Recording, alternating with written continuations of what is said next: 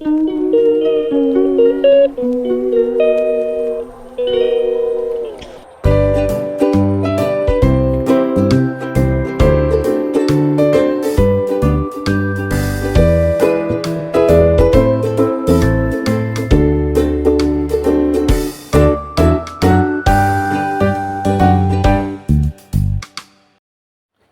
Morning friends, welcome back to my channel AS ক্রিয়েটারের পক্ষ থেকে তোমাদের সকলকে অনেক ভালোবাসা, অনেক শুভেচ্ছা। আশা করি তোমরা সবাই ভালো আছো, আমরাও ভালো আছি।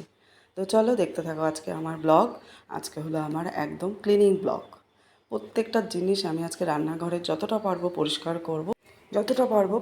করব, সেটাই তোমাদের সাথে আমি শেয়ার করব। আশা করি তোমাদের প্রত্যেকের ভালো লাগবে, আর ভালো যদি লাগে অবশ্যই একটা করে লাইক দেবে আর কমেন্ট করে জানাবে। আর আমাকে যদি ভালোবেসে থাকো, ভিডিওর কোনো অংশ যদি ভালো লেগে থাকে, অবশ্যই কিন্তু তোমরা যারা সাবস্ক্রাইব এখনও করোনি তারা সাবস্ক্রাইব করে দিয়ে পাশে থেকো।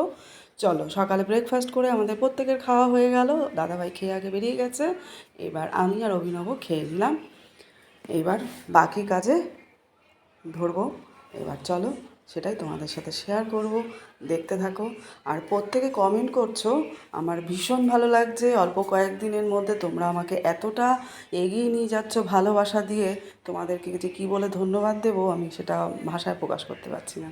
তো চলো, এইভাবে এমনি করে তোমরা আমার পাশে থেকো, প্রত্যেকটা দিন আমাকে এগিয়ে যেতে সাহায্য করো। তোমরা সবাই ভালো থেকো, সুস্থ থেকো। চলো দেখতে থাকো, একদম স্কিপ করো না, আমার সাথে তোমরা সারাদিন থাকো। আশা করি তোমাদের প্রত্যেকের ভালো লাগবে। চলো সাথে থাকো। তবে প্রচণ্ড গরমে ভীষণ অসুবিধা হয়ে যাচ্ছে। একটু কাজ করে আবার ফ্যানের তলায় বসতে হচ্ছে, তা না হলে কিন্তু শরীর চলছে না, কারণ প্রচণ্ড ঘাম হচ্ছে। তো আর রান্নাঘর মানেই তো গরম, আর আমাদের গিন্নিদের তো রান্নাঘরেই থাকতে হয়। চলো এবার তাড়াতাড়ি রান্নাটা শুরু করি। তাহলে আজকে উচ্ছে আলু ভাজা, পটল ভাজা, এদিকে পাট শাক হবে, ডাল হবে, আর চিংড়ির তরকারি ফ্রিজে রয়ে গেছে। এই হচ্ছে আজকে দুপুরের রান্না করে নিয়েই আমি সব পরিষ্কার করা শুরু করবো। ঘরে একটু ঝিল হয়েছে, আমি দেখতে পাচ্ছি। সময় করে হলো না করা, আমি আজ সেটা করবো।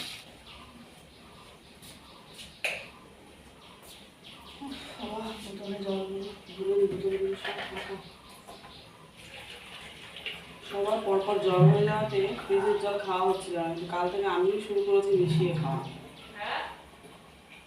করে নে তোরটা, তোকে বলছি না। গরম করছে, এবার যদি না রাখি 2 বোতল জল ফ্রিজে, আমি গিয়ে খেয়ে আসছি।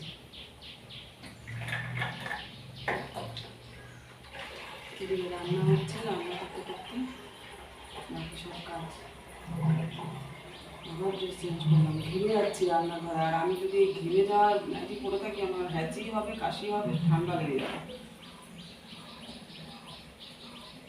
গভীরে স্নান, আর সেই রাতে ঘুমোতে যাওয়ার আগে সব একদম ফ্রেশ করে তারপরে স্নান করে একদম সকাল হয়ে যায়। জল ভরা বাকি আছে, তার মধ্যে আবার এই ওনাকে বিট নুন দিয়ে পেয়ারা কেটে। চলো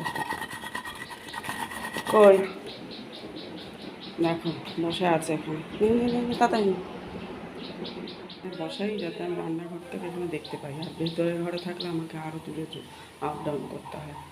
চল, এই দেখো এই গাছটার যে শুকনো পাতাগুলো মানি প্ল্যানের, এইগুলো ফেলে দিতে বললো রাখা হয়। মানি প্ল্যানে কখনো শুকনো পাতা রাখবে না, ফেলে দেবে, তাই বেঁচে ফেলে দেবে।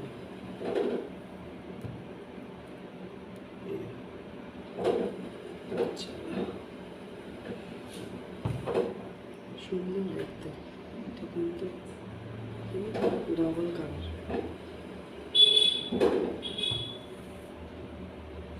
চলো আবার পরে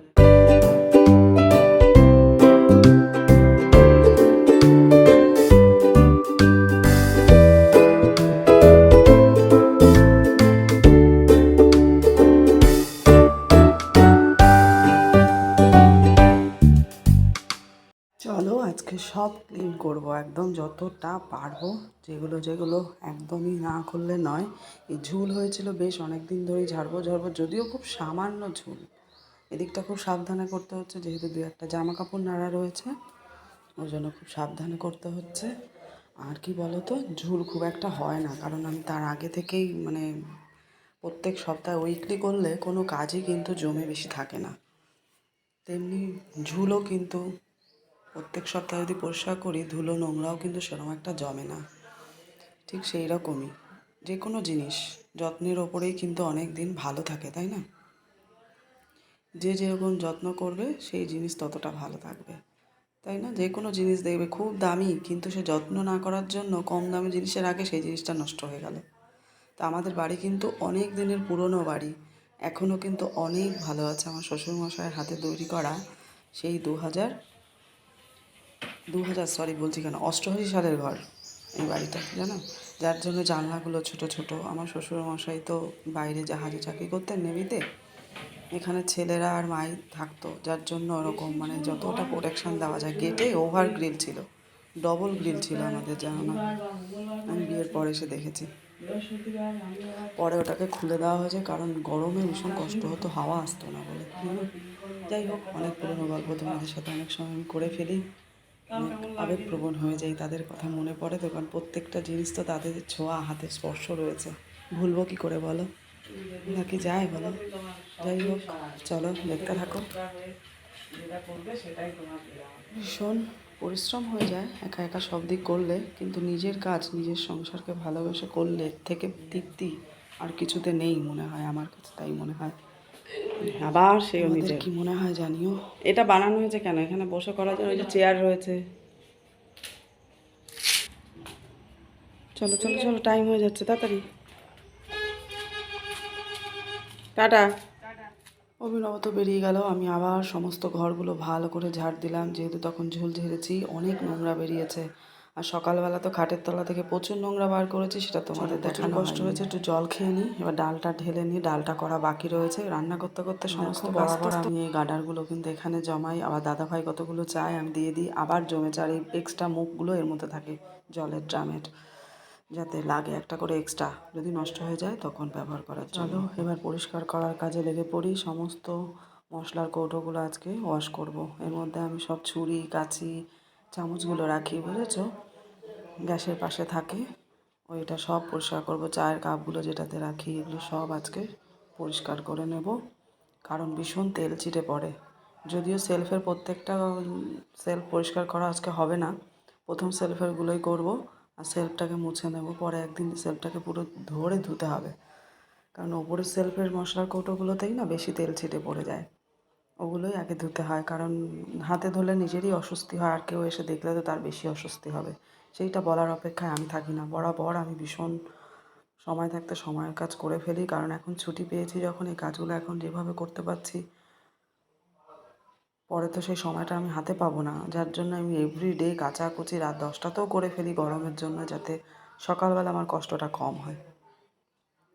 চলে এসেছি এবার বাথরুম ওয়াশ করতে। শুধু বাথরুম না, এগুলোকে সব আমি ক্লিন করলাম। বলতে ভালো লাগছে না, প্রচুর কাজ করলাম আজকে।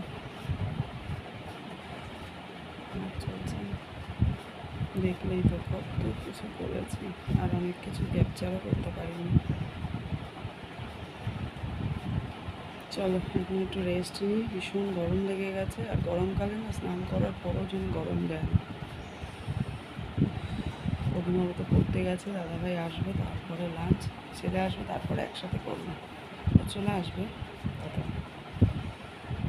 চলো একটু রেস্ট নিই, ফ্যান চালিয়ে দিয়ে বসেছি। ফ্যান চালালে আবার তোমরা ভয়েস শুনতে পাও না, ফ্যান না চালালে একটু গরমে কথা বলতে বলতে আরও গরম লাগে। চলো পরে দেখা হচ্ছে আবার তোমাদের সাথে। এগুলো তো এবার গুছিয়ে রাখতে হবে এখানটায়। এবারে আমি এগুলো সব গুছিয়ে রাখবো, কারণ স্নান করে এসে একটু বসে বিশ্রাম করে নিয়ে দেখছি এগুলো এসে সব শুকিয়ে গেছে।